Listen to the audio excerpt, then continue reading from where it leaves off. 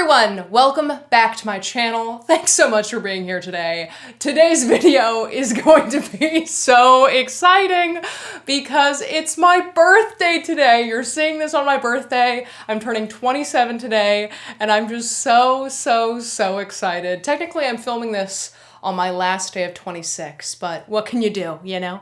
I just have a good feeling about 27. I'm super excited, and before we get into what this video is about, let's do our tried and true joke of the day. Why have you never seen elephants hiding in trees? Because they're really good at it.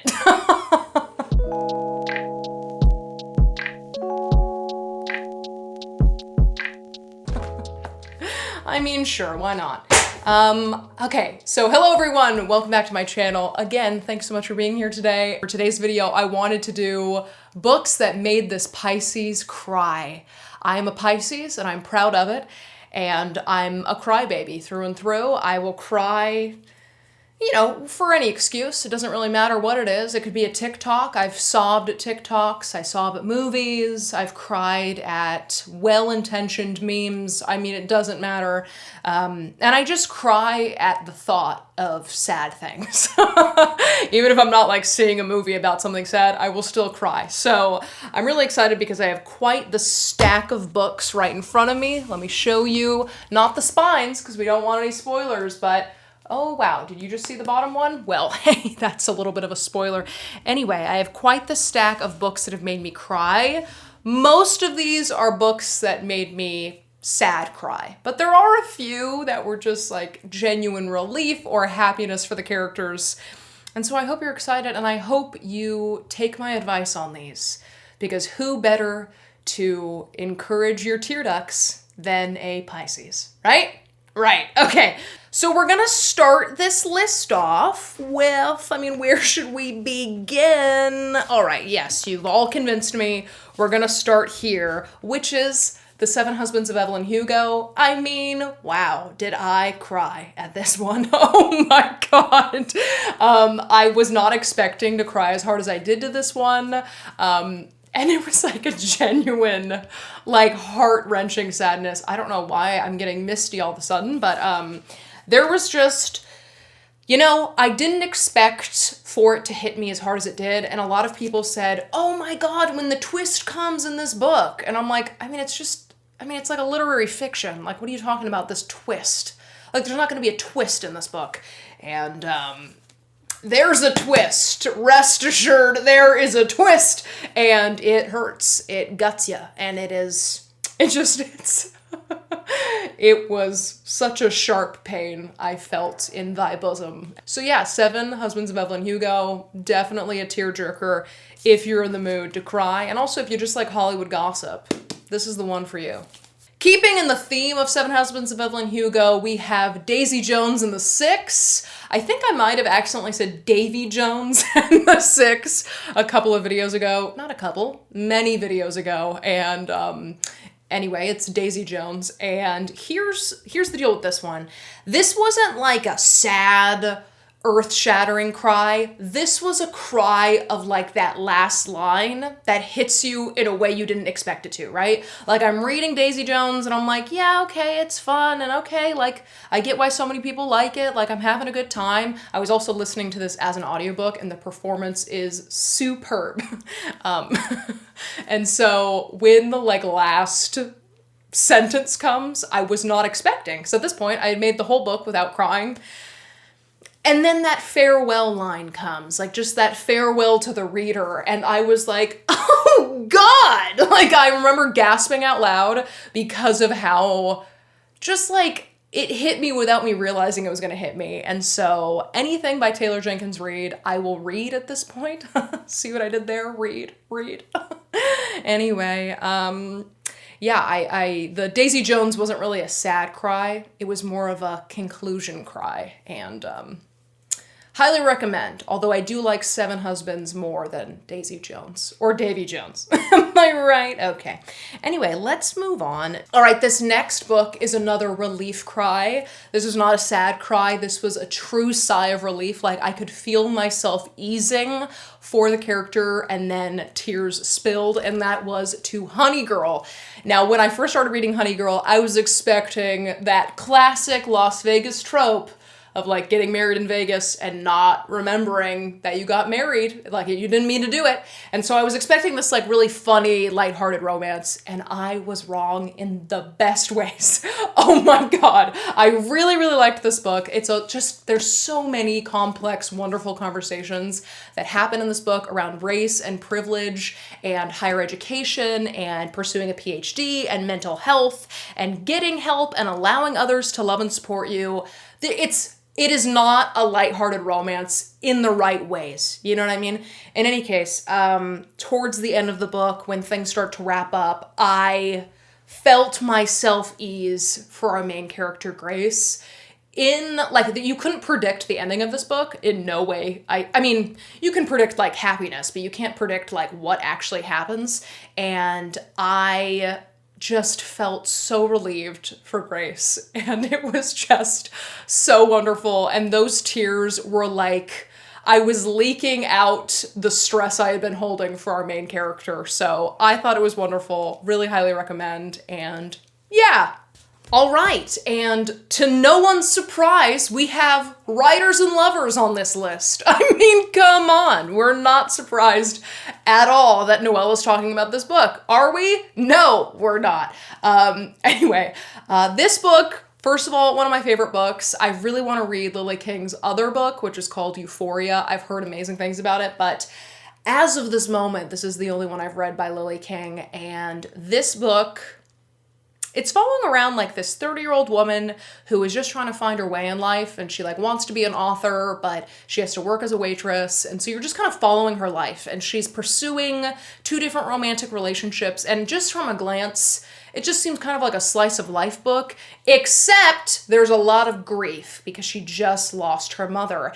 And the passages when she talks about missing her mom and wanting to call her mom to just tell her little things that are happening in her life, I mean, it hurt, to say the least. I was definitely crying. Within like the first couple chapters, I was like, oh God, what did I sign up for? So I really love the writing in this book. I know it's not for everyone. I really love it. And I just think it's wonderful. And, you know, it's also really sad. Hence the title of this video, which is Books That Have Made Me Cry, which this one definitely did. So, woo! All right, next up, we're gonna slightly pivot to another happy cry, and this one was a good cry. Like, I remember crying to this one, and my boyfriend was like, why are you crying? Is it like a really sad book? And I was like, God, no, it was so stunning at the end. And that was the Kiss Quotient.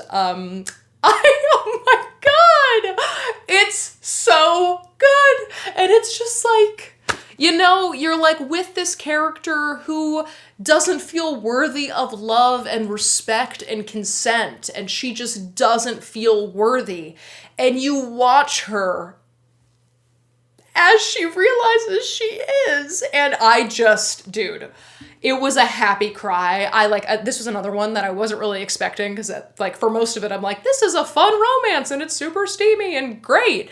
And then once things start to wrap up, you were like, yes, bitch, you do deserve the world, and I am happy for you. So the Kiss Quotient is just so good. I highly recommend it. It's just fun. And I hope if you read this, you do cry the happiest of tears. So there you go. Okay, the next 2 I have on this list are situational cries. And what I mean by that is, I would have cried harder if I wasn't in public when I read them. And the first one is the Song of Achilles. Now, I did cry, so it still counts, but I didn't give it the proper sob it deserved, because like this ripped my heart out, because I was at work and because I had coworkers around me. I was right towards the end. I couldn't wait. I was so excited to see how it all wrapped up. And I mean, if you've read it, then you understand, right? It's devastating and it hurts, and I could cry right now thinking about how, you know, how they all just like, dude, oh my God. Oh my God. There's something about like grief and love that just fuck with me. And so the Song of Achilles was definitely that. And it was shattering, but I just wasn't in the right situation to give it a full cry. Like if I was at home in my bed, I would have been wailing. But because I was in public, I had to rein it in a little bit. So it did spark tears, but not quite what it deserved. All right, this next one, again, this is a situational one because I finished this on an airplane. So it was gonna make me cry, but I finished it on an airplane. And that is Beautiful Boy. This is the book that the movie Beautiful Boy with Steve Carell and Timothée Chalamet was adapted from. And this book is Beautiful Boy. There's a companion book called Tweak. And it's all about this father and son's relationship where the son is severely addicted to meth. So Beautiful Boy is from the father's perspective as he watches his son spiral through addiction and just the really hard moments. And there's like some really reflective moments from the father where he's just, you know, like he's sitting there blaming himself, thinking like, I did this. And then it would like kind of flash back. Like, so he'd be talking about the now and like his son's addiction. And then it would flash back to like when his son was 5 or like really young, and his like memories with his son when he was little, and the cute memories of father and son duo-ness that they had. And so I felt like that kind of shift of like anger and confusion in the present day while also reflecting on the nostalgia and the love in the past made it really, really sad. So this definitely deserved more tears, but it was still excellent, and I hope you give it a read. I thought it was really great. Okay, the next book is a book that made me lose my mind. Oh my Lord, I was shattered, but I ended up hating the book. And that was The Two Lives of Lydia Bird. Hate is a strong word, but you know what I mean? It might be a fitting word in this instance. The first like 4 chapters describe the grief of losing your partner, which is not a spoiler, like that is in the synopsis. And so for the first few chapters, it's about a partner's death and then learning like how to live without them, and just like that kind of like the refusal to accept that the person that you love has passed away. And bitch, it wrecked me. Like it was devastating. And I was like in bed wailing, crying. And my boyfriend was like, I really want you to stop reading this book right now because I am worried about you. Like this might not be the best book to read right now. And so I had a tough cry over it. And then once you get past like, you know, chapter 10 is when the book really lost my interest. So I don't really like, it's not really a book that I would highly recommend because I didn't like it really at all. But if you need a cry and you are in a long-term relationship, this might hit you in the feels for the first few chapters. So if you just want to read the first few chapters, give it a go because it made me cry. Okay? Okay. All right, the next 2 books are by the same author, which is Kristin Hannah's The Winter Garden and Kristin Hannah's The Nightingale. Let's start here, shall we? Because I've talked about it before.